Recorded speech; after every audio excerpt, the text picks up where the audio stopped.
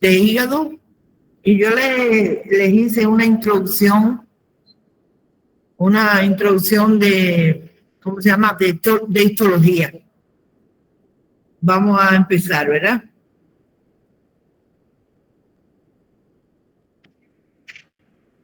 Bueno, ustedes saben que es muy importante lo que sería la histología para poder comprender las cosas de las patologías hepáticas, ¿verdad? Y bueno, vamos a decir que el peso del hígado en el adulto es más o menos de 1.400 a 1.600 gramos, ¿verdad? Y que constituye el 2,5 del resto del peso del organismo, o sea que es una de las glándulas más pesadas del organismo y que aproximadamente la sangre que ingresa al hígado es un 25% de todo el gasto cardíaco, ¿verdad? Y esta sangre va a llegar de la siguiente manera, un 60, un 70% por lo que sería, ¿cómo se llama? La vena porta. La vena porta recibe un 60, un 70%, mientras que la arteria hepática de un 30 a un 40%. Ambas van a entrar al hígado por el hilio hepático. Y al igual que los conductos biliares que salen del hígado, eso es muy importante, ¿verdad? Porque la vena y la arteria entran y los conductos, las vías biliares intrahepáticas van a formar las vías biliares extrahepáticas, ¿verdad? Entonces vamos a ver una imagen de lo que sería la histología normal del hígado. Vamos a ver que el hígado es un órgano macizo que está compuesto por lobulillos hepáticos. Cada lobulillo hepático tiene una vena central, cordones de hepatocitos y sinusoides, que son estos espacios blancos que ustedes ven, que por eso son sinusoides, son los capilares, ¿verdad?, del hígado. Entonces ahí va a drenar la arteria que está aquí, fíjense, y la vena que está aquí drenan hacia esa vena central en este sentido. Hay un dibujito que se explica muy bien que viene a continuación.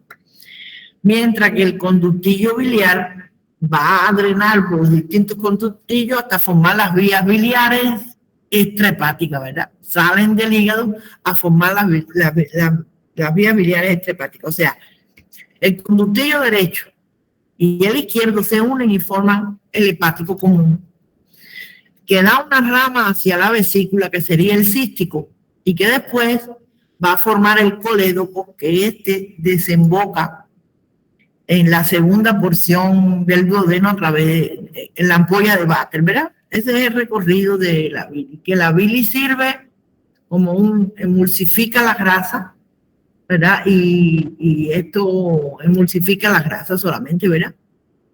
Entonces, en otra lámina vamos a ver una tinción de tricrómica, de tricrómica y carbono, cómo en esos espacios porta van a estar los macrófagos, las denominadas células de Kupffer hepática, ¿verdad? Las células de Kupffer que se ven en esta parte, ¿verdad? O sea, las células de Kupffer, que son los macrófagos hepáticos. Entonces, vamos a ver que esto está representado aquí. Fíjense cómo los macrófagos toman el carbono que se le puso, porque son fagocíticos. Aquí también se ve, ¿verdad? Entonces, por otro lado, vamos a ver que aquí hay fibras reticulares que forman estos capilares, ¿verdad? Estos capilares del hígado. Vamos a tener otra imagen que vamos a ponérsela a mayor aumento para que vean cómo funciona, cuál es el funcionamiento de la sangre Y aquí tenemos tres lobulillos hepáticos, donde están en la vértice de este hexágono, van a ver la vena, la arteria y el conductillo biliar. Esos serían los espacios porta, ¿verdad? Estos espacios porta, la vena y la arteria van a drenar aquí hacia la vena central. Vamos a ponerle mayor aumento para que ustedes vean el dibujito, cómo se desarrolla. Fíjense cómo la arteria y la vena van a drenar su sangre hacia la vena central, ¿verdad? ¿Cómo después esto va a ir cambiando? Van a drenar toda la sangre a la vena central. Esta vena central va a estar unida a la suprahepática y después a lo que sería la cava inferior. Fíjense que el conducto biliar lo hace de una manera distinta. Recuerden que la hemoglobina, al degradarse, ¿verdad?, al morir, ella hay hierro y hay, por otra parte, la bilirrubina. La bilirrubina es captada por los hepatocitos para formar la bilis, que se va a salir de este hígado a través de los conductillos intrahepáticos, y después van a formar las vías biliares extrahepáticas, ¿verdad? Esa es la cosa histológica a grandes rasgos, ¿verdad? Vamos ahora a hablar ahora un poquito de lo que sería la insuficiencia hepática, las insuficiencias hepáticas. El hígado es vulnerable a una amplia variedad de agresiones metabólicas, tóxicas, microbianas, circulatorias y neoplásicas. Las principales enfermedades primarias del hígado son hepatitis virales, enfermedad hepática alcohólica y el carcinoma hepatocelular. Estas son las primarias, ¿verdad? Dentro de las enfermedades secundarias tenemos las descompensaciones cardíacas, que inclusive puede producir un hígado cirrosis cardíaco, un hígado cirrótico cardíaco. Cánceres diseminados e infecciones extrahepáticas serían las secundarias, ¿verdad? Existen patrones, y son 5 patrones de daño hepático. Desde el punto de vista morfológico, sin que vayamos a considerar una causa determinada, encontramos 5 respuestas generales de una insuficiencia hepática, ¿verdad?, o de patologías que alteran al hígado. Lo primero es una degeneración y acumulación intracelular que se ven en las agresiones tóxicas e inmunológicas y que puede causar edema de los hepatocitos, o sea, se produce un edema intracitoplasmático, ¿verdad? Cuando el daño es grave, fíjense que cuando se produce un edema, el hepatocito va a estar edematoso, o sea, va a estar bien claro su citoplasma, ¿bien? Cuando el daño es grave, se le denomina degeneración balonizante, porque es tan grave que la célula adquiere una forma de un balón. La degeneración espumosa es cuando el daño hepático es debido a colestasis, o sea, acumulación de bilis que no puede salir, ya sea por una obstrucción o por otra causa, ¿verdad?, una malformación.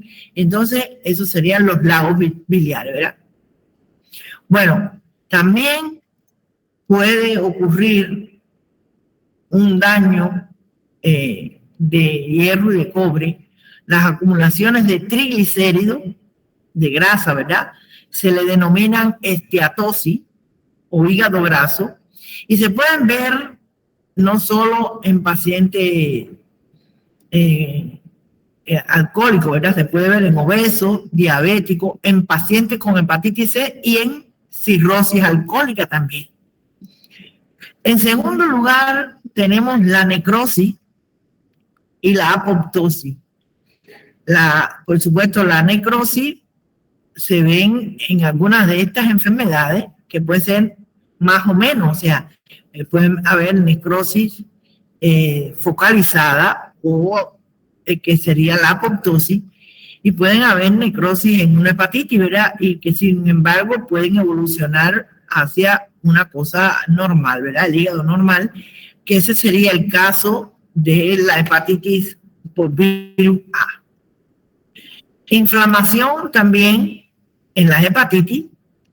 Regeneración ocurre en todos los casos, salvo en lesiones fulminantes. O sea, el hígado tiene la facultad de, si no está alterado el andamiaje de tejido conectivo, no está alterado, bueno, él tiene la posibilidad de regenerar sus células. Sus células no es igual en corazón o en cerebro, que no se pueden regenerar. Él se regenera, ¿verdad? Entonces, ocurre en todos los casos de hepatitis, salvo en la hepatitis fulminante, que vamos a hablar más adelante. Y la fibrosis, que ocurre solamente en casos crónicos, ¿verdad? Esto tienen que tenerlo presente. La fibrosis en todas las patologías pueden ocurrir por una lesión crónica. Crónica, ¿verdad? Vamos a hablar un poquito de lo que sería el fallo hepático. El fallo hepático, las manifestaciones que se ven morfológicamente que causan un daño hepático comprende 3 categorías. Necrosis hepática masiva, que se produce con mayor frecuencia por fármacos y toxinas. Por ejemplo, se ha visto que el paracetamol puede producir una necrosis, ¿cómo se llama?, del hígado. La infección por virus A representa un 4% de lo que sería necrosis masiva, ¿verdad? Estamos hablando de necrosis masiva. Dijimos que el paracetamol puede causar una necrosis masiva. Infecciones por virus A representa el 4%, o sea, algunas hepatitis A que no van a cronicidad, muy pocas de ellas pueden ir hacia una necrosis hepática masiva y causarle la muerte, ¿verdad? La hepatitis por virus A, sin embargo, por virus B, perdón, también es causa de mayor de una necrosis masiva, como sería el 8% de esta, ¿verdad? Y estas hepatitis agudas debutan con todo el cuadro clínico de, en algunos casos, de ictericia, en otros no, ¿verdad? Pero debutan de esa manera. Y en segundo lugar está la enfermedad hepática crónica, que la vía más común de un fallo hepático representa el punto final de la hepatitis crónica incesante que acaba por una cirrosis. O sea, que tenemos a la segunda enfermedad, que sería la crónica, que va a terminar, ¿verdad?, con la muerte del paciente por una cirrosis. ¿Está bien? O sea, eso tenemos la segunda vía. La cirrosis hepática, la única solución, ya es viene de una hepatitis crónica, ya sea B o C. La A no va a la cronicidad. Vuelvo a repetir, la A no va a la cronicidad. La que va a la cronicidad es un por ciento no elevado, era un por ciento pequeño que va a la cronicidad y que de ahí va a una cirrosis. Y ya esto no es retroceso. La única solución que tendría esto sería un trasplante, ¿verdad? Y entonces también la otra es la disfunción hepática sin necrosis manifiesta. Los hepatocitos pueden ser viables, pero incapaces de realizar funciones metabólicas normales, como en los casos del síndrome de Reye o Raye, toxicidad por tetraciclina o hígado graso agudo por embarazo. O sea, todos esos parámetros te van a dar un fallo hepático. Vamos a repetir otra vez. O sea, la necrosis hepática, el fallo hepático ya catastrófico, ¿verdad? Una necrosis hepática masiva se produce con mayor frecuencia por fármacos y toxinas, el paracetamol, por ejemplo. La infección por virus A, que representa la infección por el virus A, que representa un 4%. La hepatitis por virus B, que representan un 8%. Las enfermedades crónicas, que en el caso de la hepatitis B y C, en algunos casos van hacia la cronicidad, y la cronicidad inminentemente va a la cirrosis. O sea, y en tercer lugar, una disfunción o un mal funcionamiento hepático que no va a tener una necrosis manifiesta, pero los hepatocitos pueden ser incapaces de realizar funciones metabólicas normales, como el caso del Reye, que se ve sobre todo este caso se ve en niños por el uso de aspirina en algunos niños, ¿verdad? Niños pequeños toman aspirina y entonces produce una lesión hepática severa con daños neurológicos de toma de la conciencia. O sea, en algunas personas que hacen una toxicidad a la aspirina y también alguna toxicidad por las tetraciclinas, o también hay en el embarazo agudo, un hígado graso agudo. Todo esto te pueden ir a un fallo hepático. Esas son las 3 variantes que te llevan a un fallo hepático. Ahora vamos a hablar de una hepatitis viral aguda. Y se dice que se entiende por hepatitis viral aguda aquella que es causada por un virus hepatotóxico, hepatotrópicos, virus de la hepatitis. Sin embargo, existe un grupo de otros virus en el curso de infecciones sistémicas también que afectan el hígado, como por ejemplo el citomegalovirus, el herpes viridae y la mononucleosis infecciosa. Por eso, estos pacientes van a tener un hígado palpable, irritado, ¿verdad? Muy palpable, porque tienen una afección aguda. La evolución de los pacientes infectados por virus de la hepatitis viral A puede ser de 3 formas. Una enfermedad clínica autolimitada, pudiendo presentarse de 3 formas principales: ictericia clásica o hepatitis ictérica. O sea, que el paciente debute con una ictericia, o sea, coloración amarilla de piel y mucosa, que se ve sobre todo en la esclerótica del ojo y en la piel, ¿verdad? O una hepatitis anictérica o sin ictericia, ¿verdad? Y una hepatitis colestásica. En esta última va a predominar las manifestaciones clínicas y morfológicas de colestasis, obstrucción del flujo biliar intrahepático. B, infección subclínica sin manifestaciones de enfermedad, puede ocurrir en esta hepatitis A, ¿verdad? Y por último, formas evolutivas especiales, que sería la hepatitis fulminante, la hepatitis fulminante. Y no debe pasar a la hepatitis crónica. O sea, la A no pasa a la hepatitis crónica. Paso al estado de un portador asintomático, ¿verdad? No hay un paso tampoco a un estado portador sano. Entonces, en cuanto a la morfología, el hígado está tumefacto, con lesiones predominantemente localizadas en el centro del lobulillo. Existen unos cuerpos acidófilos con necrosis celular aislada de coagulación, balonización o degeneración vesicular hidrópica, necrosis líticas. La trama reticular del hígado está conservada, y esto es importante. Al conservarse la trama, no viene la fibrosis. Cuando esa trama se destruye, es cuando viene lo crónico, ¿verdad? El infiltrado inflamatorio es linfohistiocytario en todos los espacios porta e infiltrado en los lobulillos y que pueden ser difusa o focal. Signos regenerativos, mitosis, aumento de los números de hepatocitos binucleados que están en proceso de entrar en mitosis y formar la célula, ¿verdad?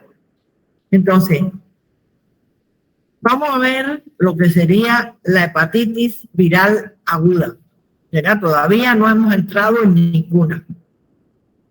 Carácter morfológico clave de la hepatitis viral aguda: aumento de tamaño del hígado de color rojo, pero si existe colestasis va a ser verdoso.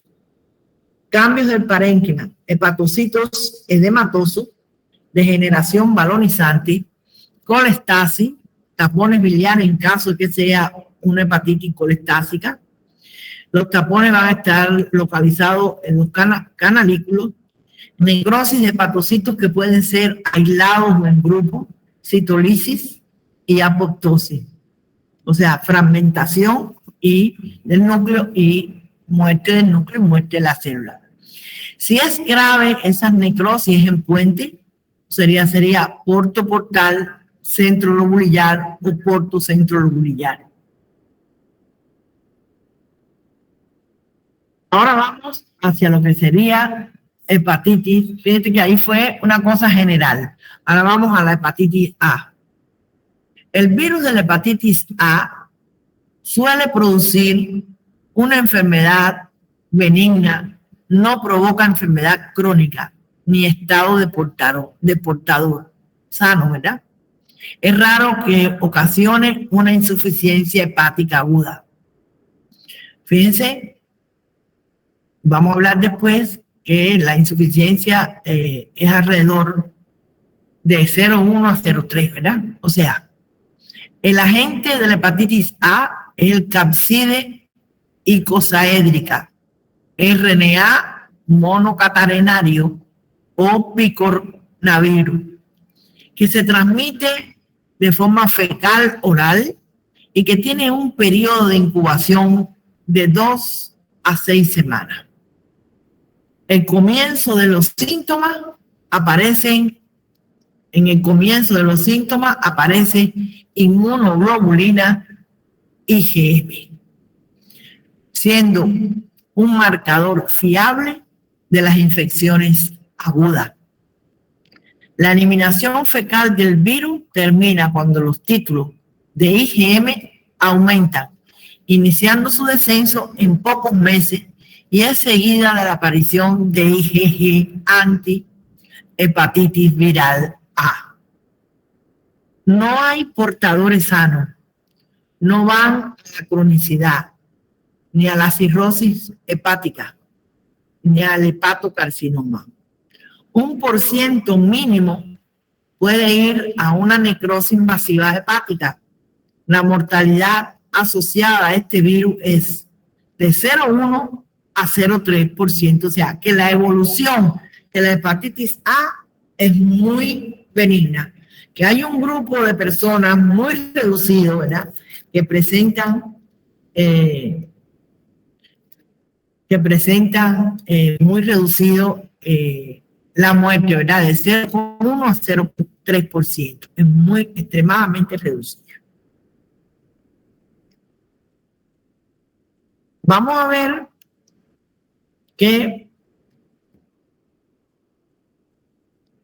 aquí una lámina de una hepatitis viral aguda. Hay alteraciones de la arquitectura lobular, células inflamatorias en los sinusoides, fíjense, estos serían los sinusoides, y necrosis de algunos hepatocitos de forma por apoptosis, ¿verdad?, de algunos hepatocitos. O sea, eso es la imagen histológica de lo que sería una hepatitis viral aguda. ¿Está bien? Entonces, vamos a ver en un cuadro que dice aquí, que está en su libro, vamos a ver que la hepatitis aguda ocurre una infección aguda y ocurre una hepatitis aguda.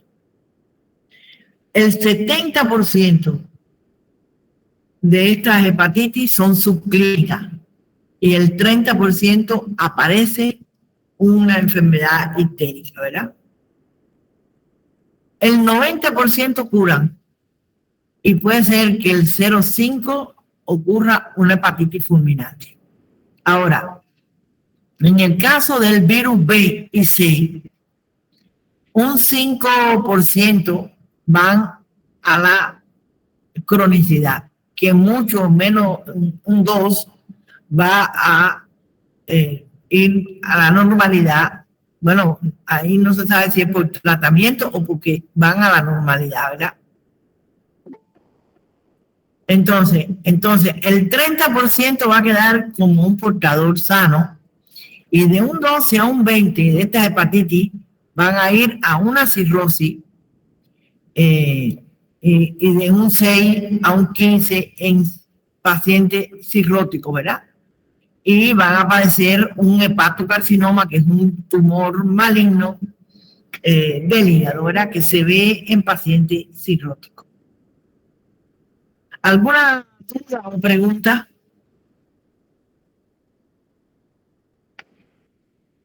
Bueno, seguimos entonces.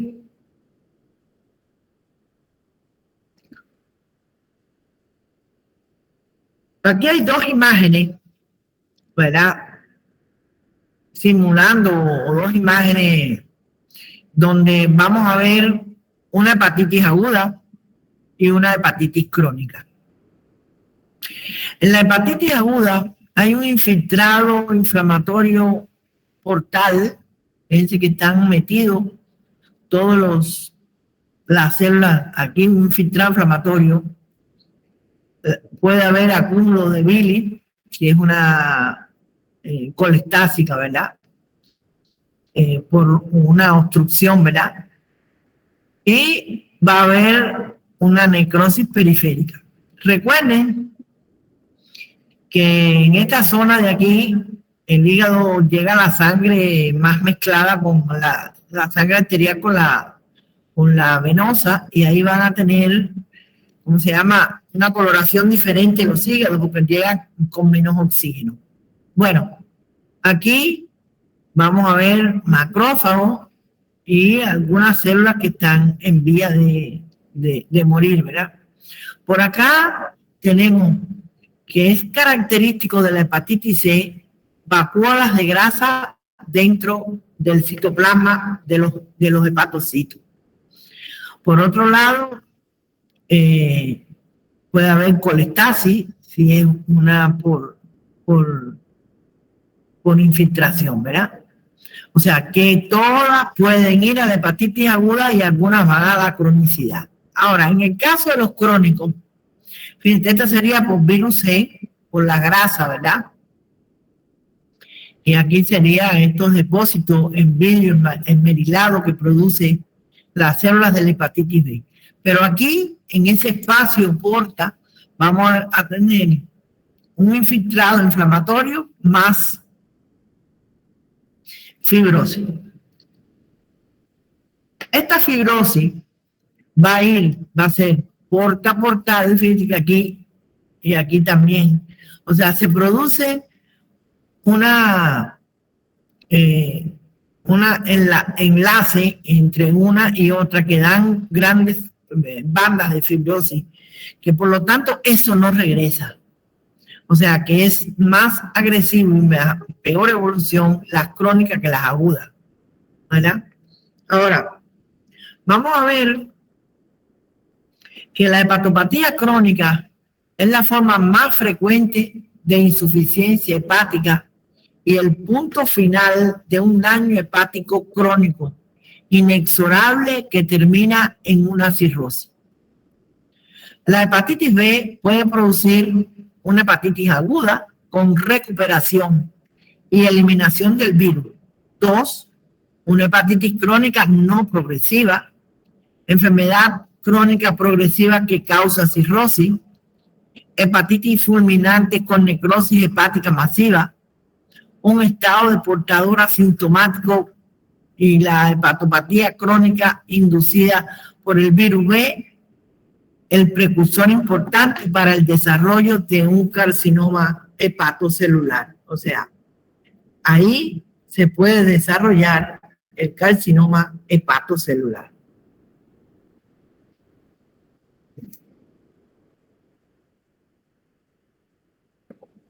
Bueno.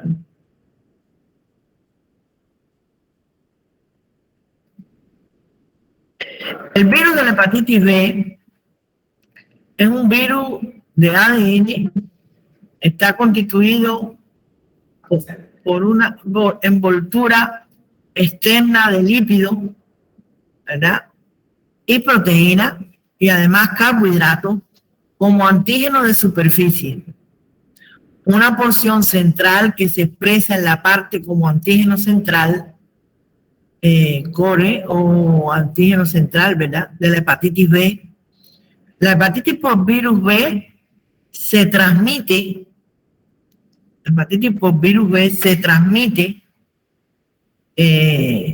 por vía parenteral, transfusiones, y representa un 10% de las hepatitis transmitidas por transfusiones, porque las otras serían la C, ¿verdad?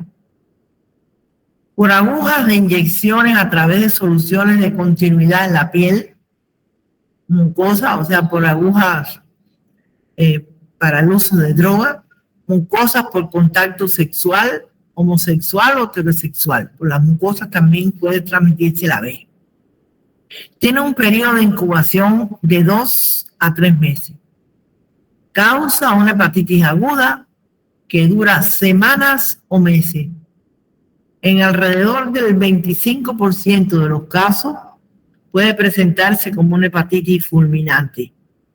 O sea, fíjate que aquí se presenta más una hepatitis fulminante que en la A, ¿verdad?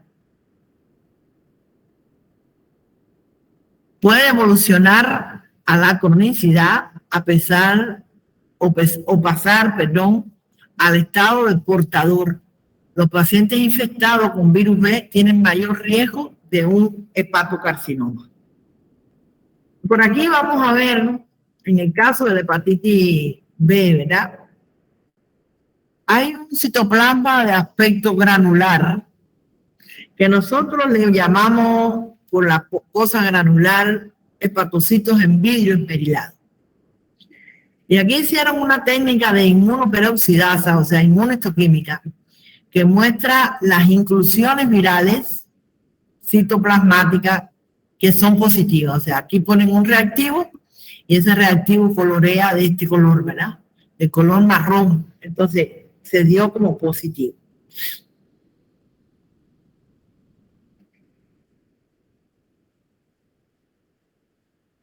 Bueno, a mí me parece que me salté, sí.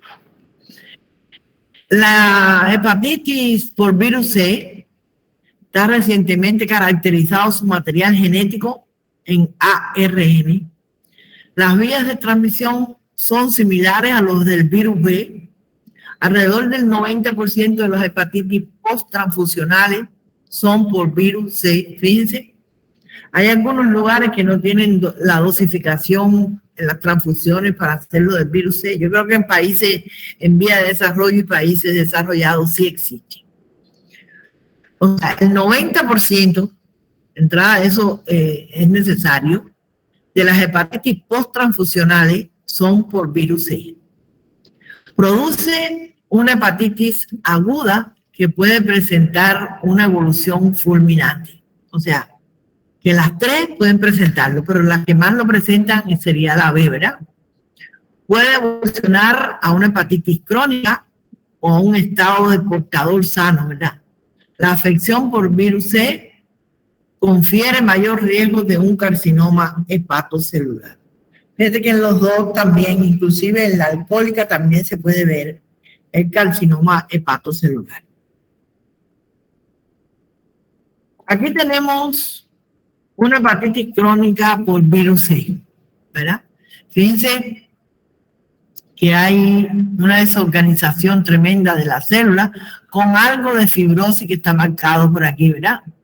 Y fíjense por qué saben que es virus 6. Bueno, porque hay como unas goteletas dentro del hepatocito de colesterol, ¿verdad? Que eso es lo que hace que se haga el diagnóstico de una hepatitis, ¿cómo se llama? Sí, por arriba también lo vemos, ¿verdad? El hepatocito que tiene unas vacuolas de grasa. Hay otros virus de hepatitis que yo no quise hablar de ellos porque ya era lo más frecuente que ocurra eso, ¿verdad? Pero sería el virus de la hepatitis D o delta, virus de la hepatitis E, virus de la hepatitis G, que se detectan en pacientes con VIH positivo. O sea, el virus de la hepatitis G se detecta en pacientes que sean VIH positivos. Aquí está ahí. Vamos a ir. Bueno. Vamos ahora a lo que sería la insuficiencia hepática. El hígado es vulnerable a una amplia variedad de agresiones metabólicas, tóxicas, microbianas, circulatorias, neoplásicas. La enfermedad hepática alcohólica y las principales enfermedades del hígado son hepatitis virales, enfermedad hepática alcohólica que hacen una hepatitis aguda, crónica y una cirrosis, ¿verdad? A partir de un hígado graso, ¿verdad? Y esta enfermedad hepática alcohólica va a producir un carcinoma hepatocelular, claro, con una cirrosis anterior.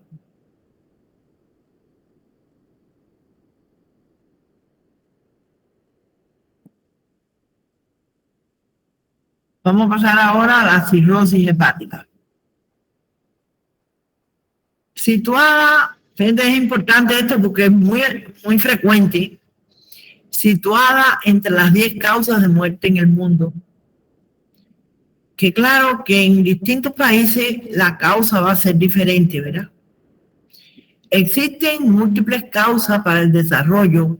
Entre las principales tenemos abuso de alcohol, hepatitis virales, sobre todo por virus B y C, otras causas de enfermedades biliares y sobrecarga de hierro. La cirrosis es el resultado final común de una gran cantidad de procesos de diferentes índoles que pueden afectar el hígado y su impacto en la salud es notorio. Considerada la quinta causa de muerte en hombres de 55 a 74 años, se produce 3 de cada 1000 ingresos hospitalarios. 3 de cada 1000 ingresos en el hospital tienen cirrosis. Un carácter silencioso, pues el 30 al 40% de ellos son descubiertos solo en las autopsias, fíjense. Por eso dicen que es un carácter insidioso, porque se descubre tardíamente, ya muy tardíamente. Se considera la cirrosis del hígado como un cuadro histológico caracterizado por la presencia de tres condiciones esenciales. Primero, puentes fibrosos septales en forma de bandas delicadas o cilíndricas, ¿verdad? Bandas delicadas o cilíndricas. O cicatrices, perdón, delicadas con cicatrices anchas que unen un espacio porta con otro o que van de las venas hepáticas terminales, produciendo una fibrosis con compromiso difuso. O sea, que lo primero, hay fibrosis, alteraciones de la arquitectura normal del órgano, aparición de nódulos de regeneración nódulos parenquimatosos formados por proliferación de hepatocitos rodeados por fibrosis, con un diámetro variable, desde muy pequeño, menos de 3 milímetros, micronódulo, a grande, varios centímetros, macronodular.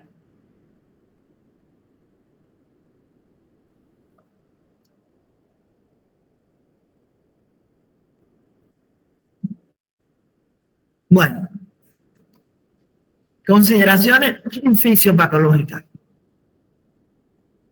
En varios grupos de investigación han venido tomando fuerza el concepto según el cual los mecanismos celulares responsables de la cirrosis del hígado, son los mismos, sin importar la naturaleza de la lesión inicial.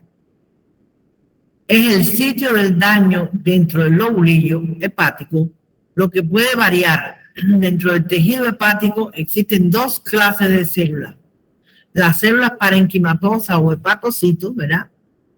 Y las células no parenquimatosas, como las células estrelladas de Ito. Y estas células van a tener una gran importancia en la génesis de la enfermedad o de la fibrosis hepática. El hígado normal se encuentra en el espacio subendotelial de Dice, encargada del almacenamiento de los retinoides. Vamos a explicar eso mejor. Vamos a ver. Esto sería los cordones de hepatocitos, y aquí sacaron un cordón de hepatocitos, y aquí estamos viendo lo que sería el espacio de Dice. O sea, un cordón de hepatocitos, y este sería el sinusoide. Fíjense, aquí está el sinusoide y los cordones de hepatocitos. ¿Qué pasa? Que entre esos cordones de hepatocitos y el sinusoide hay un espacio que aquí no lo podemos observar. Vamos a ver si ponemos esto grande para que vean que no se ve. O sea, hay un espacio entre esto y este que se llama el espacio de Dice. Y aquí hay una representación, ¿verdad?, de ese espacio de Dice. Déjame ponérselo chiquito porque después nos rueda. Hay una representación esquemática de lo que sería el espacio de Dice, que es este, entre el cordón de hepatocitos y los sinusoides, que son capilares. Ahora bien, en este espacio pueden existir estas células que se llaman las células de Ito. Y están, fíjense que aquí hay dos. Por otro lado, los macrófagos están en los sinusoides y que en cualquier momento pueden salir también de él, ¿verdad? Bueno, entonces, estas células de Ito se caracterizan porque cuando ellas se irritan un poco, y ahí está ocurriendo un proceso inflamatorio, ¿verdad?, por lo cual está llevando a una cronicidad. Fíjense que estos hepatocitos son como fenestrados, ¿verdad? Entonces, estas células de Ito que sirven para el almacenamiento de la vitamina A se empiezan a producir, se transforman en miofibroblastos y empiezan a producir fibrosis, ¿verdad? Este es el esquema de lo que sería un lobulillo hepático normal, ¿verdad? A grandes rasgos, el mirado del espacio de Dice, que sería este espacio que está entre el sinusoide y en las cordones de hepatocitos.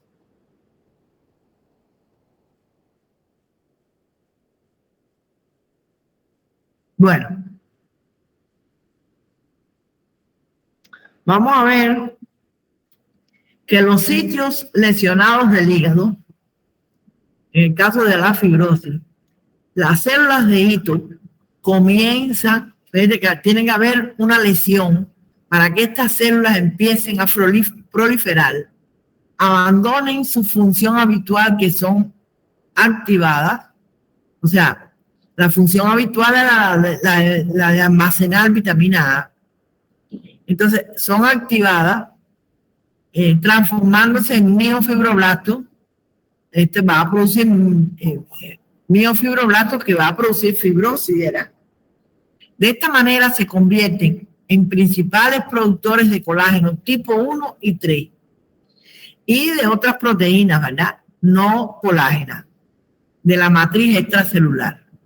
El depósito y producción de todas estas proteínas, ¿verdad? El depósito de estas proteínas van a llevar a cabo de forma incontrolada, no las pueden controlar, para producir metaloproteinasas que degraden el colágeno, ¿verdad? Las células de Kupffer, principales estimuladoras de las células estrelladas, se activan y van a activar a estas por medio de producción de factores de crecimiento, como el factor de crecimiento transformándole en B1, transformante B1. Una vez activadas, las células estrelladas comienzan a producir sustancias activadoras y mediadores de la fibrogénesis, empiezan a producirse fibrosis, que además estimulan a su propia proliferación, a sus propias células que han proliferado, tales como el factor de crecimiento derivado de las plaquetas. El proceso es entonces autoamplificado de estas cosas, ¿verdad? Y vamos a ver qué es lo que está ocurriendo en ese espacio que anteriormente vimos que era normal, y vamos a ver que esta célula se activa provocando un aumento de colágeno, y va a haber un engrosamiento de la membrana del capilar basal, células estrelladas activadas produciendo fibroblastos, matriz extracelular más densa, colágeno tipo 1, 2, 1, 3, 4 y 5 en esa lámina, ¿verdad?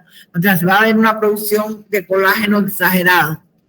Vamos a ver lo que dice aquí. Los hepatocitos pierden las vellosidades, o sea, hay una pérdida de vellosidades por parte de los hepatocitos, que aquí tienen vellosidades, ¿verdad? Entonces van a perder esas vellosidades superficiales. Hay activación de células estrelladas que se van a transformar en miofibroblastos. Este proceso se autoalimenta. Las células comienzan a producir colágeno que se deposita en la matriz extracelular, haciéndola más densa. Se engruesa la membrana basal, ocluyendo las fenestraciones de los capilares, ¿verdad? Pues parece que estos capilares son fenestrados. Bueno, aquí tenemos otra imagen de lo que sería la parte del hígado normal. Fíjense las fenestraciones de la célula, ¿verdad? Por aquí tenemos las células estrelladas en el espacio de Diésel, ¿verdad? Y todo normal. El endotelio vascular y los hepatocitos. Habíamos dicho que el espacio de Diésel era lo que estaba formado por la pared del hepatocito, había un espacio, y entre el hepatocito y el capilar fenestrado, ¿verdad? Entonces vamos a ver aquí, que es más o menos lo que vimos con anterioridad. Vamos a ver en esta lámina que hay un aumento de la fibrosis. Fíjense aquí, las células estrelladas se transforman en fibroblastos y en miofibroblastos que producen fibrosis, y van a haber células apoptósicas. Fíjense, hepatocitos con pérdida de disfunción y la muerte, ¿verdad? Fíjense cómo hay aquí esta vacuola, ¿verdad? Entonces, esto que está aquí, entonces, y muerte por apoptosis de hepatocitos, ¿verdad? Este es un esquema que habla la fibrosis más o menos como el que vieron con anterioridad. ¿Qué le va a pasar a esa matriz extracelular? Con el aumento progresivo y descontrolado de la matriz extracelular fibrosa, ocurre la alteración en el normal funcionamiento de los vasos sinusoides y los hepatocitos adyacentes. La citoarquitectura del hígado sufre deformaciones progresivas por la presencia de nódulos de generación, ¿verdad? Van a sufrir estas alteraciones normales, los hepatocitos y los sinusoides. La citoarquitectura va a sufrir deformaciones progresivas por la presencia de nódulos de regeneración y de septo fibroso, que conllevan a la aparición de hipertensión portal debido a estos nódulos que comprimen sobre todo la vena porta, ¿verdad? La alteración de las funciones normales del órgano produce las manifestaciones clínicas como son tan familiares en los médicos. La cirrosis se puede clasificar de acuerdo con la morfología macroscópica, la histología, o sea, la histología que presente, la etiología y el estado clínico, ¿verdad? Según si está compensada o descompensada. O sea que tiene varias clasificaciones. De acuerdo a la morfología macroscópica, o sea, si es micro o macronodular, a la histología, el tipo histológico, si es por hepatitis B, si es por hepatitis C, si es por alcohol, ¿verdad? Se puede saber si es de cualquier tipo que sea. Entonces, la etiología, si es debido al alcohol, al virus C también. El estado clínico, bueno, de acuerdo a la histología puede ser aguda, crónica, ¿verdad? Estado clínico compensado y descompensado. Los dos últimos parámetros son los demás útiles, ¿verdad? Lo más útil, dicen ahí, ¿verdad? Entonces, vamos a ver las causas. Generalmente son agrupadas en tres categorías que se refieren al sitio del daño o injuria, o sea, lesión hepatocelular, colestasis y obstrucción del flujo venoso. La causa más frecuente en el hemisferio occidental es el alcohol. Aunque un reciente estudio publicado en British Journal de Medicine no permitió establecer en forma concluyente una relación entre el aumento de la mortalidad por cirrosis y el consumo de bebidas destiladas. La segunda causa la constituyen las hepatitis virales por el virus C y B, las cuales tienen tendencia a ocasionar enfermedad crónica. Estos agentes pueden causar la hepatitis crónica.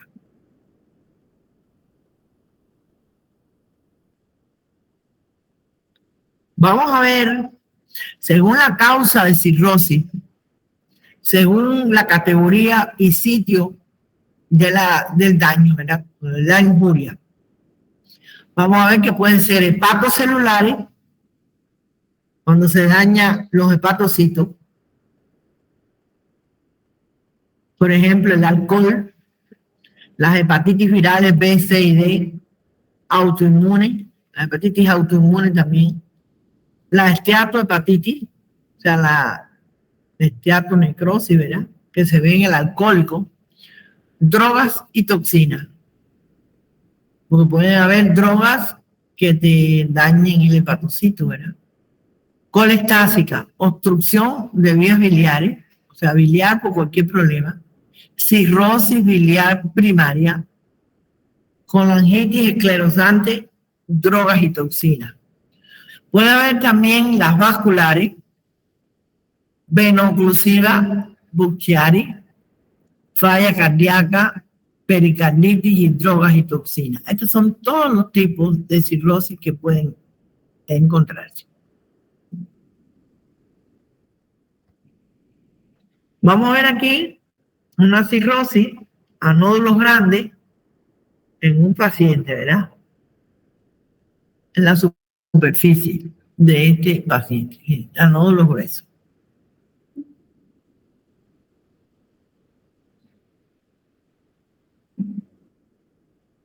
Aquí tenemos una representación esquemática de la enfermedad hepática alcohólica. Aquí hay un hígado normal que va a ir a la esteatosis. Fíjense, aquí ponen 2 flechitas porque ellas pueden regresar al hígado normal si se toman las medidas correctas, ¿verdad? Que baja de peso, porque dijimos que eran los obesos, ¿verdad? Algunas drogas podía hacerlo. Por lo tanto, si se toman las medidas, él puede regresar. Por otro lado, si continúan estas causas que la producen, va a ir irremediablemente a una cirrosis con fibrosis y nódulos en regeneración. Por aquí hay una necrosis del hígado, inflamación, cuerpos de Mallory y cambios grasos en esta otra. Y dice, hay una regresión. La que no tiene regresión, y fíjense la flecha es esta. Aquí, esta puede ir a esta y puede regresar. O puede ir a no regresar y esta no regresa, ¿verdad? Esa es una cirrosis ya bien establecida. Vamos a ver que la enfermedad alcohólica hepática hay una esteatosis macrovesicular. Fíjense esto, aunque ustedes no lo crean, es un hígado que tiene gotas de agua, ¿verdad? De grasa, perdón, gotas de grasa que dan aspecto ese granular, ¿verdad? Con signos de fibrosis. La fibrosis se ve de color rosado. Y fíjense, aquí hay una apoptosis, ¿verdad? Esto es una esteatosis macrovascular. Y aquí hicieron una coloración para ver la fibrosis que se ve en azul, ¿verdad? La grasa citoplasmática, todas esas cosas que había en las células de Kupffer, entonces fue fagocitada. Bueno, de entrada, esta cirrosis con fibrosis no va hacia atrás, sigue hacia adelante causando el hepatocarcinoma en dependencia de lo que es, ¿verdad? Ahora, vamos a ver una cirrosis alcohólica. Fíjense que tiene cierto color amarillo, característica nodular y difusa de la superficie, refleja relación entre regeneración nodular y la cicatrización por fibrosis, ¿verdad? El tinte verdoso se debe a el éxtasis de bilis. En el lóbulo derecho inferior se observa un carcinoma hepatocelular, que está aquí, ¿verdad? Este que está aquí es un cáncer hepatocelular producida por una cirrosis alcohólica también que la produce. Por otro lado, en esta lámina vamos a ver nódulos de regeneración con fibrosis muy llamativa en todos los campos, ¿verdad? La fibrosis ahí se tiñe de color azul. Nódulos, esto es lo que se muestra, nódulos de varios tamaños atrapados en un tejido fibroso teñido de azul, tinción tricrómica además. Esto es lo que se ve en esa diapositiva, ¿verdad?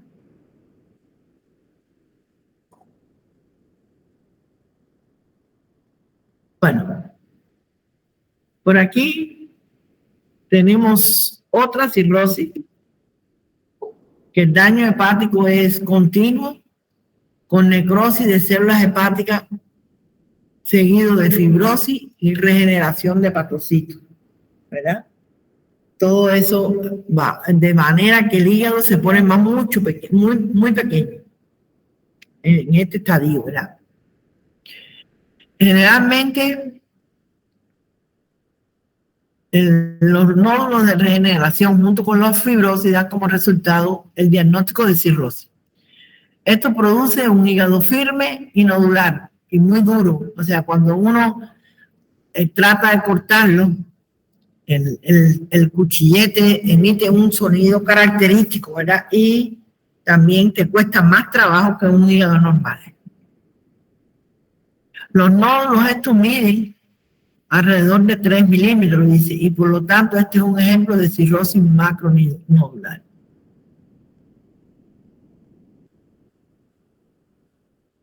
Aquí tenemos otra cirrosis micronodular. Hay nódulos regenerativos, son bastante pequeños. Fíjense que aquí hay una marca como si fuera una fibrosis, ¿verdad? La causa más común de esto es el alcoholismo crónico. El proceso de la cirrosis se desarrolla durante muchos años, ¿verdad? Tiene que ser paciente que beba mucho, ¿verdad? Durante un tiempo prolongado.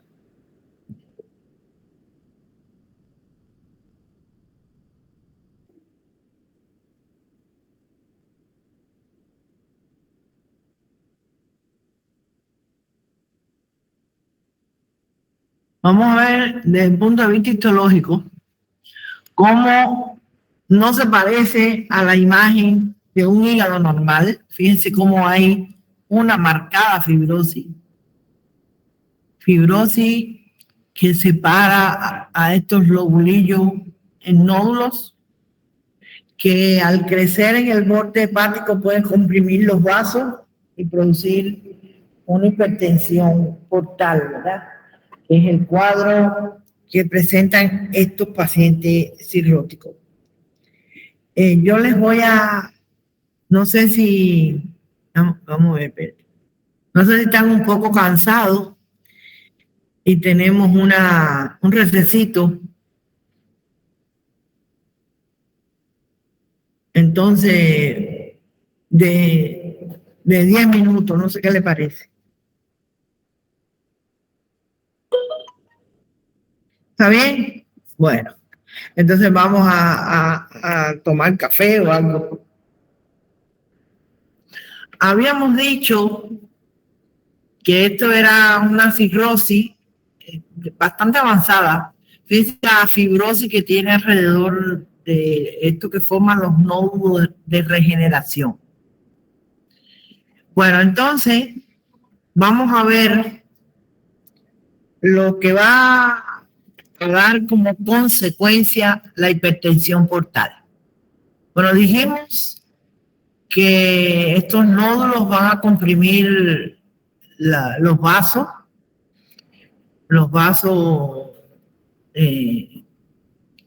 porta, ¿verdad? Todo el sistema porta. Va a haber lo que se llama encefalopatía hepática, que ocurre ya en un estadio bastante avanzado, donde el paciente presenta confusiones,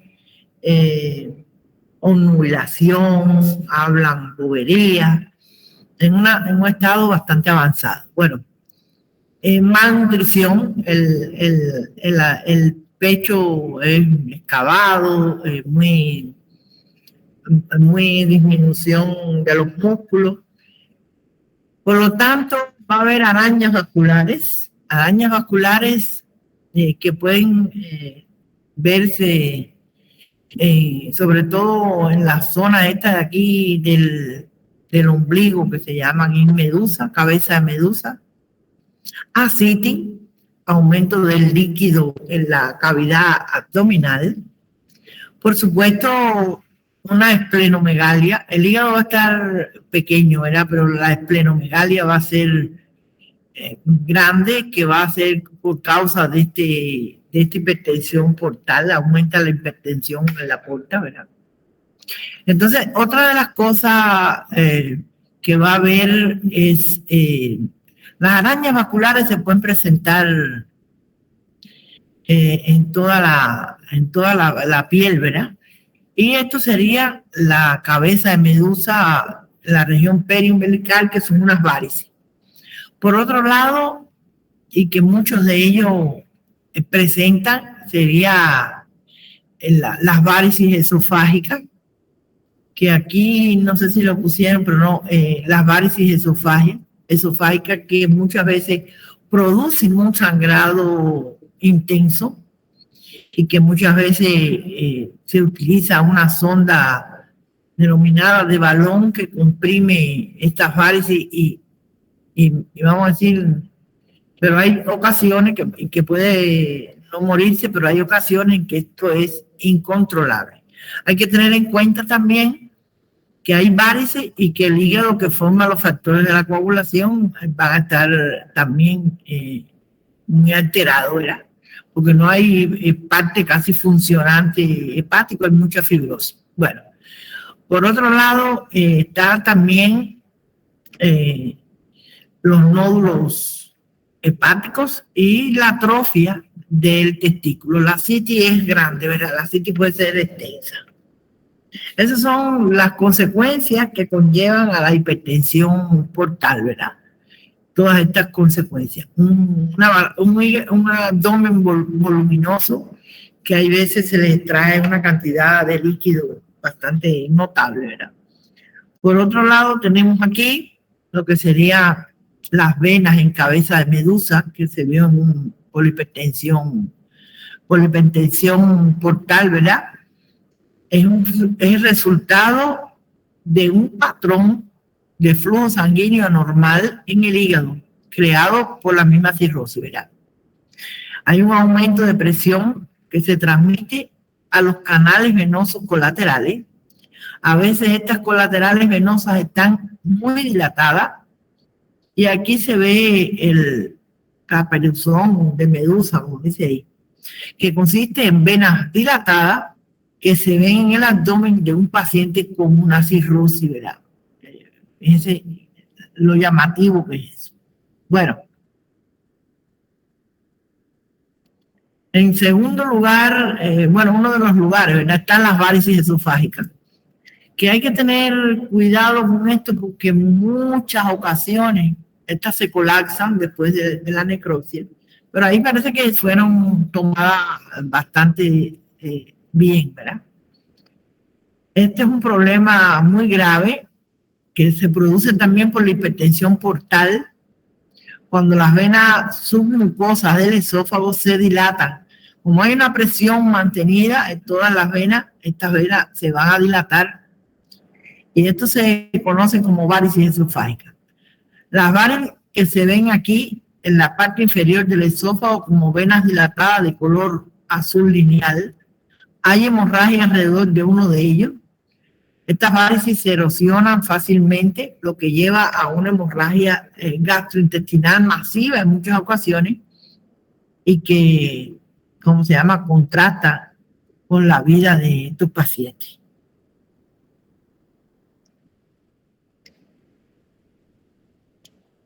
Bueno, vamos a ver ahora lo que sería los tumores hepáticos, ¿verdad? Que dicho sea de paso, pueden ser primarios y secundarios. Estos tumores hepáticos, los primarios son propios que salen, que derivan del hígado, y vamos a ver que pueden ser benignos, como los adenomas y hemangiomas. El adenoma va a tener, es un tumor bien encapsulado, bien delimitado, va a tener el mismo patrón hepático del hígado, y el hemangioma es un tumor vascular. Esos serían los primarios que nacen en hígado y que son benignos, ¿verdad? En el caso de los malignos, podemos decir que están los que más se ven, aunque el angiosarcoma no es tan frecuente, ¿verdad? El carcinoma hepatocelular, que es propio de la célula parenquimatosa hepática, o sea, el carcinoma, ¿cómo se llama? Carcinoma hepatocelular, también le denominan hepatoma o carcinoma hepático. Esto es producido muchas veces, o sea, se produce por la cirrosis hepática, tanto B, C y la alcohólica, ¿verdad? La cirrosis que que se ve en los alcohólicos.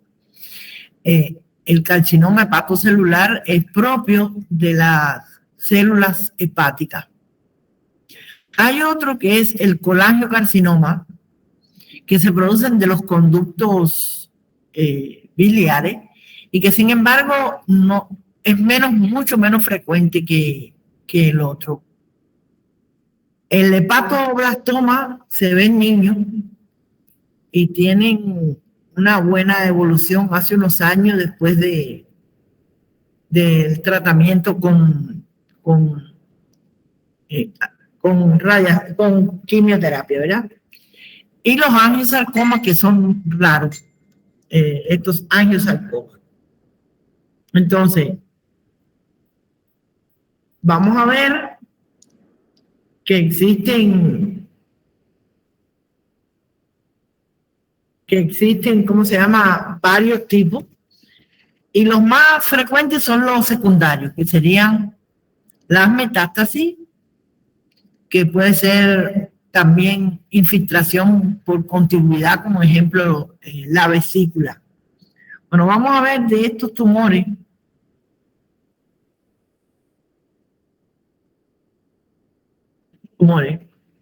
El adenoma. El adenoma es un tumor benigno del hígado que es infrecuente. Se ve en mujeres sobre todo que consumen anovulatorios orales, o sea, pastillas anticonceptivas, o sea, tratamiento anticonceptivo que usan tabletas anticonceptivas, ¿verdad? Para provocar las tabletas anticonceptivas, lo que provoca es ciclo donde no hay anovulatorio, no hay ovulación, ¿verdad? O sea, no permite que haya un embarazo. En cuanto a la microscopía, son tumores bien delimitados, con una arquitectura trabecular formada por células semejantes a los hepatocitos. Y aquí tenemos varias imágenes, ¿verdad? Bueno, en primer lugar, es una neoplasia benigna, la cual, esto es de la vesícula que quitaron, una neoplasia benigna que está bien delimitada, fíjate que no está en el borde posterior, pero está bien delimitada y, ¿cómo se llama? Y no infiltra a la parte del hígado, no hay una infiltración hepática, ¿verdad? O sea, se ve bien delimitado. Cuando ese tumor fue cortado, se ve un tumor que no infiltra, que está solamente delimitado y que revela, por lo tanto, que sea un adenoma. El resto del hígado muestra un color amarillo marrón por el abuso de alcohol. No quiere decir que estos se vayan a... Esto fue casi un hallazgo en una necropsia, ¿verdad? No es frecuente ver el adenoma con un hígado graso por el alcohol, ¿verdad?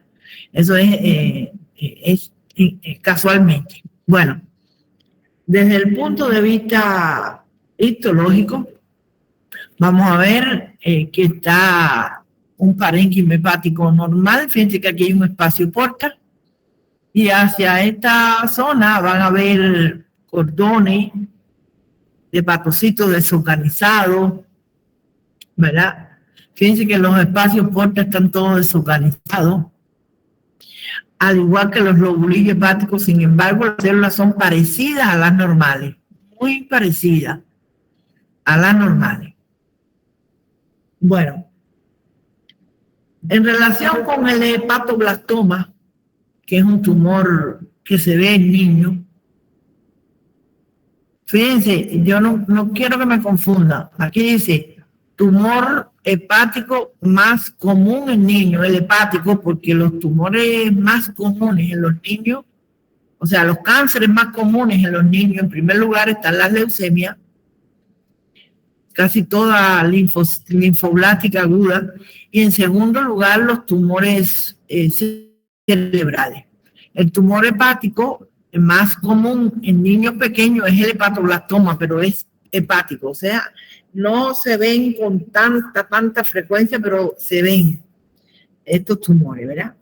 Entonces, hay en estos tipos, en este tipo de tumor, dos variantes que pueden presentarse en una o en otra variante.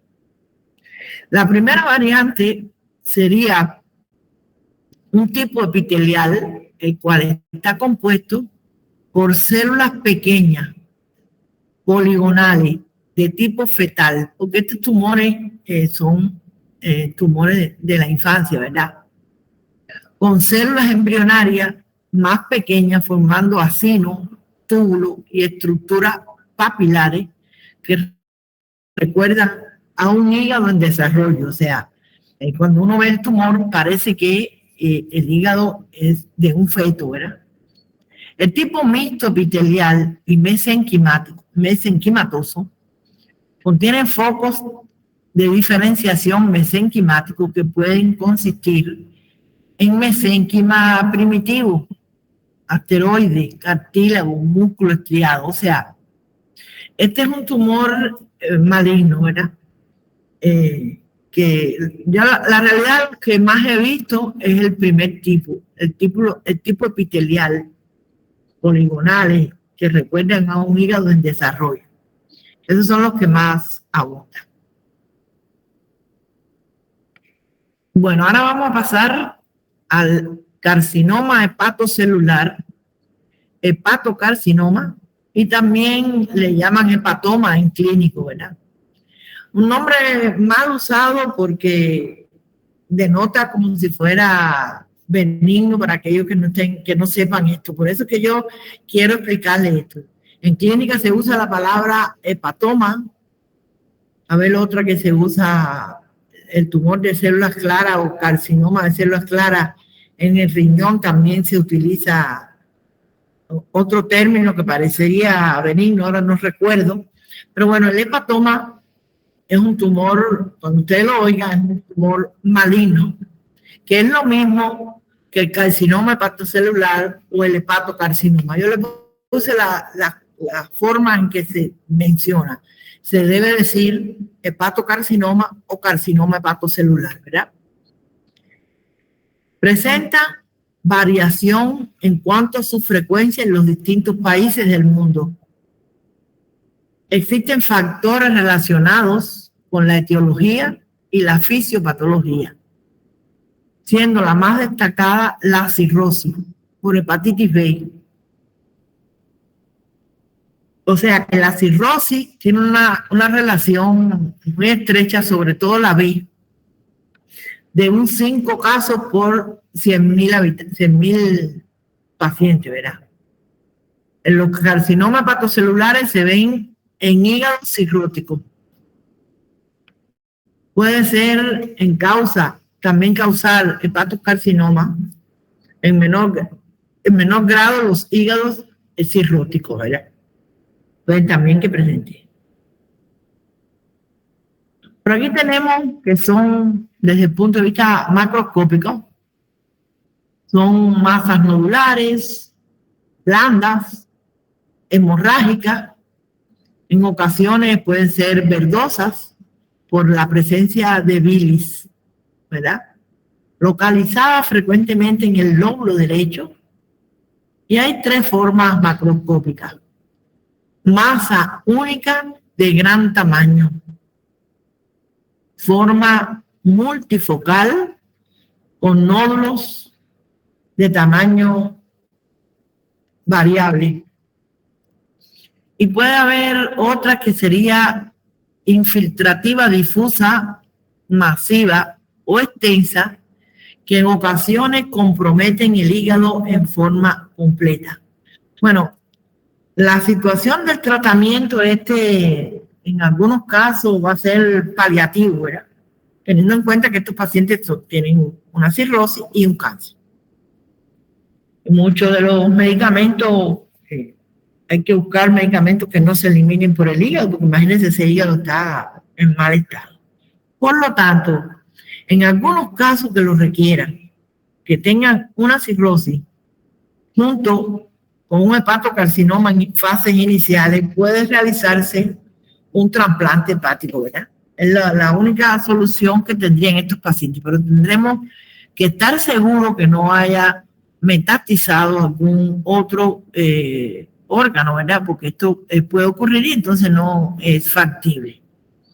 Entonces, en relación al hepatocarcinoma, dijimos que podía ser uno completo y otro con nódulos satélites, como que se ve aquí. Este sería un hepatocarcinoma con nódulos satélites, como lo estamos viendo en esa zona, ¿verdad? Yo creo que esto lo salté, ¿eh? Bueno. Iba ahí. Esto sí lo di, pero esto parece que se saltó. Y es importante porque habla de la diseminación del tumor. Por eso le digo, me acordé para decirle lo del trasplante, esto hay que tener una seguridad, porque de entrada ellos producen invasión y metástasis a ganglios linfáticos regionales y metástasis hematógena más frecuente en el pulmón, hueso, corazón y glándula suprarrenal. Por supuesto, al hacer una metástasis a glándula suprarrenal, mueren prácticamente enseguida, ¿verdad? Porque no es fácil que una glándula suprarrenal sobreviva a esta situación, ¿verdad? O sea, el paciente.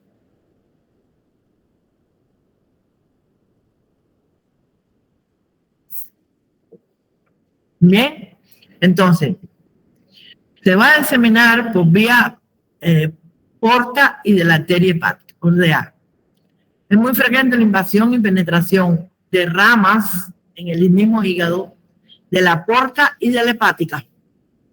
Metástasis a ganglios linfáticos regionales y metástasis hematógena más frecuentes en pulmón, hueso, corazón y glándulas suprarrenales. Bueno, inclusive al propio hígado. El hígado también, cualquier cosa puede dar metástasis a hígado, ¿verdad? Que están dentro de los tumores secundarios, ¿verdad? El pronóstico de estos tumores es muy desfavorable, con sobrevida de pocos meses. La radioterapia y la quimioterapia no son efectivas. La resección quirúrgica del tumor y el trasplante de hígado han dado resultados en algunos casos. Fíjense, porque si el caso está muy avanzado, ya no tiene solución, porque esta metástasis van a ser por vía hematógena. El tumor en sí va hacia los vasos internos del hígado, de las ramas de las venas y de la arteria, y entonces van a diseminarse por todos los lados. Hay que tener en cuenta que estos pueden ir a cualquier parte del organismo, esta rama, del organismo, y causar la muerte, como dice ahí, en pocos meses y años. Bueno, dice que el pronóstico de sobrevida es de pocos meses, por lo tanto, es dramática la situación, ¿verdad? Por aquí tenemos un hepatocarcinoma, fíjense, con nódulos satélite. Yo me imagino que este caso sea más agresivo porque no puedes, yo creo eso, ¿verdad? Porque tiene varias diseminación en todo el organismo que no va a dar resultado en ningún tratamiento. Un tumor multicéntrico, ¿verdad? De este hepatocarcinoma. Por acá tenemos otro donde fue cortado en un hígado que parece que tiene una cirrosis micronodular, ¿verdad? Tiene un color gris amarillento, un elevado índice de alfa-fetoproteína en suero. Eso es tributario para hacer el diagnóstico de un hepatocarcinoma. O sea, elevado índice de alfa-fetoproteína en suero, en sangre, ¿verdad? Vamos a ver las imágenes de lo que sería el hepatocarcinoma, ¿verdad? Las células malignas se ven a la derecha. Dice que son bien diferenciados con hepatocitos normales localizados en los cordones vistos a la izquierda.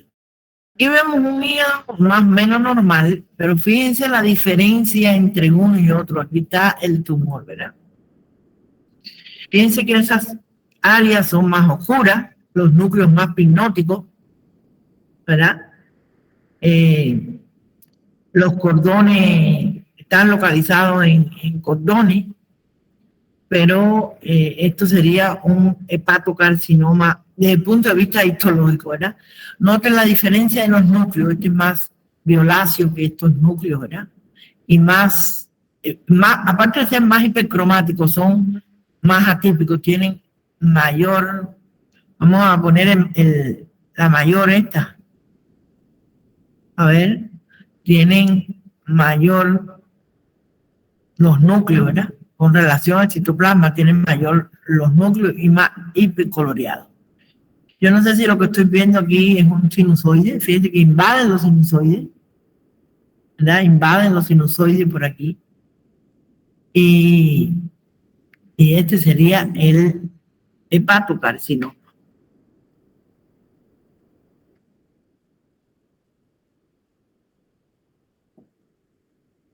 Por otro lado, se observan los cordones de un hepatocarcinoma con un centro de estructuras vasculares como las que vemos aquí.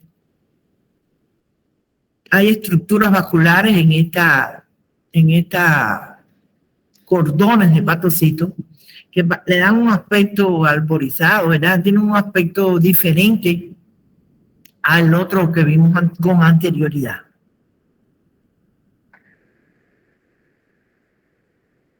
Por otro lado, está el hemangiosarcoma hepático. Fíjense que todos los vasos sanguíneos van a ser sarcoma, el hueso, el cartílago, tienen el nombre. Eso acordándole de la parte de neoplasia, ¿verdad? Van a tener ese nomenclatura. Bueno, vamos a ver que hay un área debajo de la cápsula, ¿verdad? Un área debajo de la cápsula de Gleason, ¿verdad? Hay un foco de acercamiento donde evidencian canales vasculares. Sí. Todos estos son canales vasculares. En B, aquí también, canales vasculares y aquí también. Incompleto, llenos de sangre y zonas hemorrágicas en el parénquima hepático. Como se ve, aquí se ve y aquí también se ve. Células endoteliales pleomórficas, agrandadas, hipercromáticas, con anisocoriasis, mitosis y formación de canales vasculares en el hígado, que sería esto aquí. Esto lo que pasa es que lo agrandaron para que vieran las células, los núcleos hipercromáticos extensos, ¿verdad? Que se observan en esa diapositiva, ¿verdad? Núcleos agrandados, hipercromáticos, con anisocoriasis, o sea, mitosis, también hay mitosis y todo eso que se ve en esta diapositiva. Bueno, siguiendo a lo que sería el otro, vamos a presentarle ahora lo que sería el colangiocarcinoma. O sea, los dos tumores que se ven en hígado, en primer lugar es el hepatocarcinoma, colangiocarcinoma y el niño hepatoblastoma, ¿verdad? Los tumores, estamos hablando de tumores malignos. Bueno, Esta neoplasia maligna es una neoplasia maligna del árbol biliar que se pueden originar en los conductos biliares intra o extrahepáticos. O sea, en los conductos intrahepáticos van a estar estos conductos, ¿verdad? Este árbol biliar va a estar tanto en los espacios porta, ¿verdad? Que serían los conductillos biliares. Pero también van a estar en las vías biliares extrahepáticas, ¿verdad? Tanto, este tiene un pronóstico malo también. Y produce, si están en las vías extrahepáticas, van a producir un ictero verdínico prácticamente. Bueno, como se sabe, es menos frecuente que el hepatocarcinoma.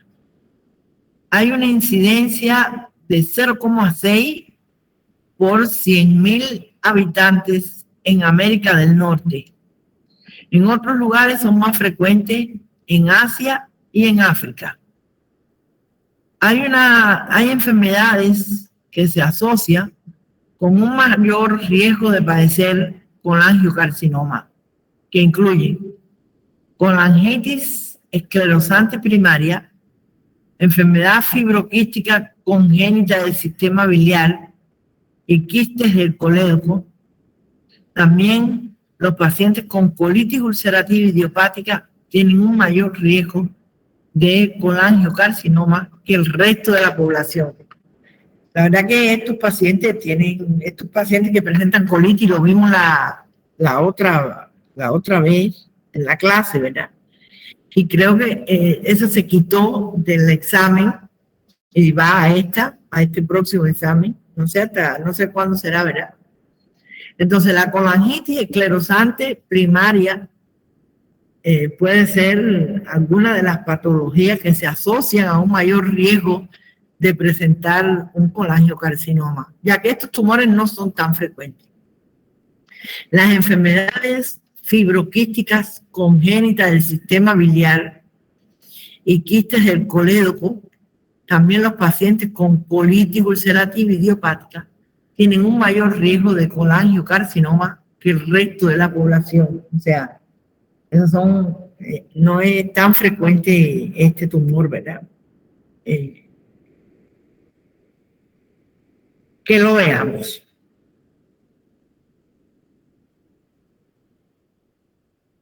Desde el punto de vista macroscópico, pueden localizarse intra y extrahepáticos, como dijimos, viéndose en hígado no cirrótico. Ya esto no tiene nada que ver con la cirrosis. Y pudiendo ascender hacia el espacio portal intrahepático. Intrahepático para crear una masa tumoral similar al árbol biliar dentro de una porción del hígado, de una porción del hígado. En ocasiones pueden desarrollarse como un tumor nodular masivo. En ambas situaciones, la invasión linfática y vascular pueden constituir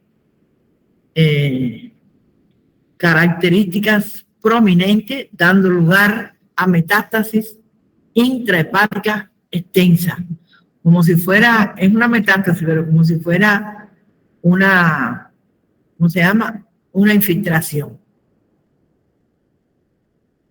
En cuanto a la microscopía, estas están constituidas por estructuras glandulares en un estroma de colágeno denso.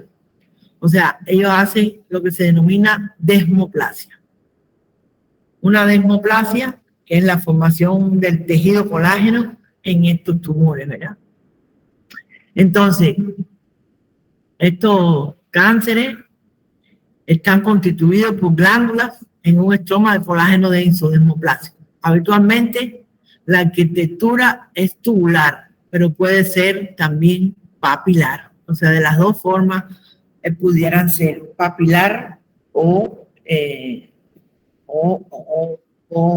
tubular, ¿verdad?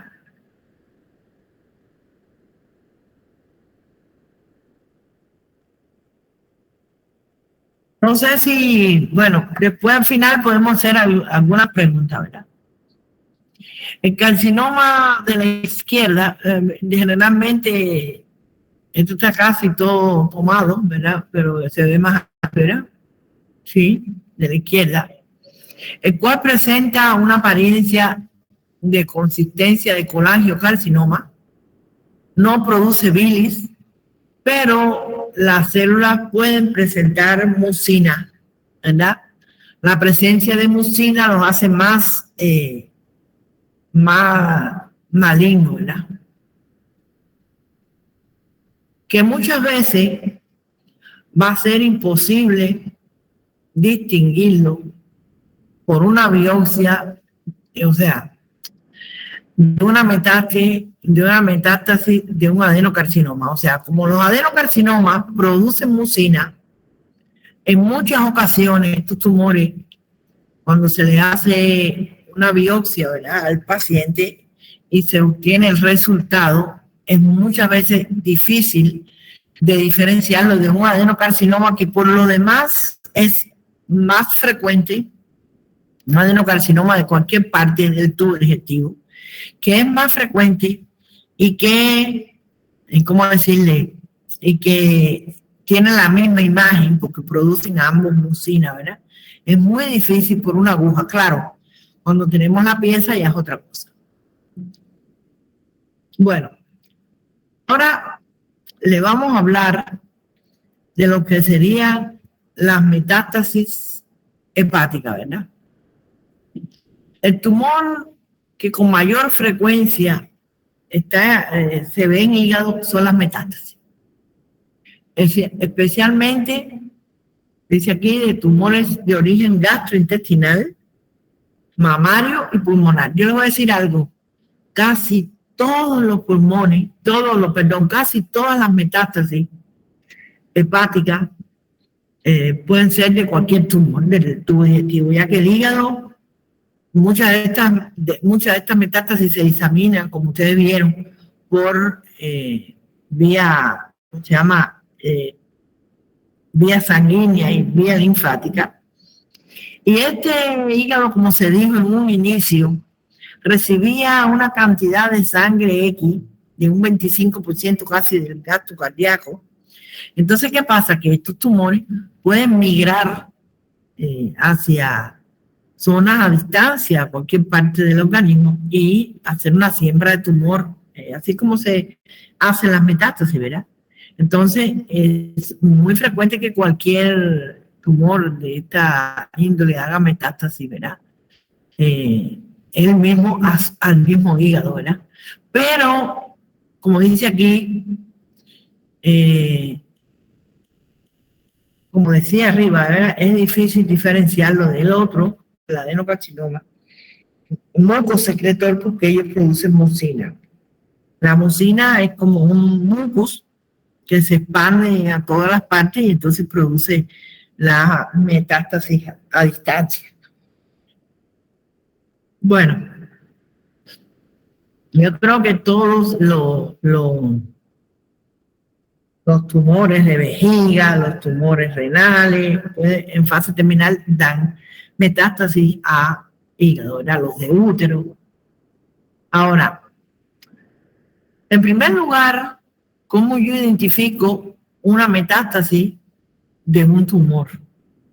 En primer lugar, las metástasis son múltiples, ¿verdad? Múltiples metástasis. Y tienen una característica especial. Bueno, todas tienen diferentes tamaños, pero presentan una característica que tienen un aspecto umbilicado. En el centro, ellos presentan una depresión que se les llama aspecto umbilicado. Fíjense, esta lo tiene, esta lo tiene. Es una pena porque eso está cortado. Si fuera en una vista sin cortar, podría verse bien, ¿verdad? Esto es lo que le estoy diciendo. Entonces, esto es debido a la necrosis central que se observa en estas metástasis. Pero fíjense, este hígado prácticamente no está funcionando. Sus patrones hepáticos deben estar todos alterados, porque fíjense que casi todo el hígado tiene metástasis. Inclusive estas son pequeñitas aquí, o sea, prácticamente está metastizado, doctor. Por aquí tenemos, fíjense lo que yo les decía, estas son metástasis, tienen como un aspecto central umbilicado, que es la necrosis. Estas metástasis crecen con mucha facilidad y entonces producen este cuadro, ¿verdad? Esto es un adenocarcinoma primario de colon, uno de los más comunes, ciertos primarios de metástasis de este adenocarcinoma, ¿verdad? Son los sitios más comunes de estos cánceres en los pacientes, pero también vuelvo a repetir en el vejiga, que también el cáncer de vejiga es por el hábito de fumar, ¿verdad? Entonces, desde el punto de vista histológico, aquí vemos un hígado y por acá un tumor que nos recuerda a un carcinoma ductal infiltrante, ¿verdad?, de la mama. Yo no sé si ustedes tienen alguna pregunta, porque he hablado mucho y sin embargo no he oído nada que me pregunten, ¿verdad? Si tienen alguna duda, este es un tema muy bonito, ¿verdad? La histología del hígado a mí me fascina y es importante conocerla para ver cómo estos, por ejemplo, en el caso de la hepatitis, cómo estos septos fibrosos van de un espacio porta a otro, de un espacio porta a la vena central, y así sucesivamente producen un caos en lo que sería toda la función del hígado, ¿verdad? Yo no sé si ustedes quieren decir algo, preguntar algo. La clase vi que se las mandaron.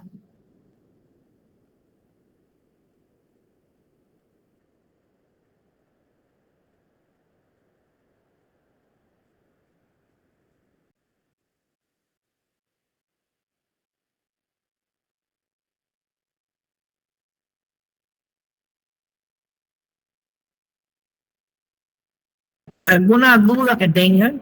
¿Alguna duda? ¿Entendieron todo o no entendieron nada? ¿Alguna duda que puedan tener en relación con las hepatitis? Porque el otro grupo, por ejemplo, me preguntaba si la hepatitis, no preguntaron mucho tampoco, pero me preguntaban si la hepatitis A podía ir hacia la cronicidad. Entonces yo les contesté que no, solo la B, la C y la D, la delta también, pero bueno, son los que tienen más facilidades de presentarse. Acuérdense que Cintia le va a pasar la asistencia, es extremadamente temprano, ¿verdad? No sé si quieren